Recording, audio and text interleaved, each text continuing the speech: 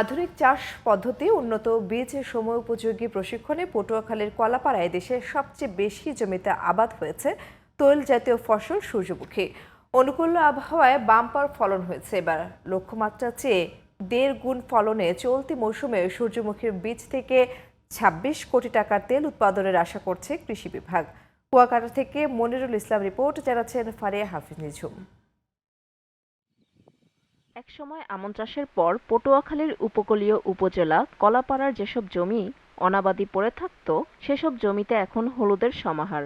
কৃষকের নিরন্তর পরিশ্রম আর সঠিক পরিচর্যায় এখন সূর্যমুখী ফুলে ছেয়ে গেছে উপকূলীয় অঞ্চল। সরকারি বেসরকারি সহায়তায় উপজেলার 7,150 জন কৃষক 1763 হেক্টর আবাদি ও পতিত জমিতে চাষ করেছেন 33 জাতের সূর্যমুখী।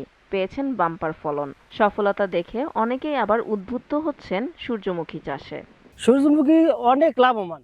এই সূর্যমুখী মনে করেন খরচ কম, বিঘায় 2 থেকে 3,000 টাকা খরচ হয়। 6 বিঘা জমিতে মোট প্রায় 20 থেকে 24,000 টাকার মতো খরচ।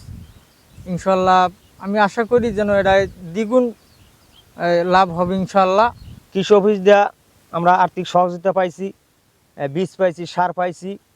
তারপর আমরা দেওয়ার পর কিছুটা অনেক লাভবান হতে পারছি।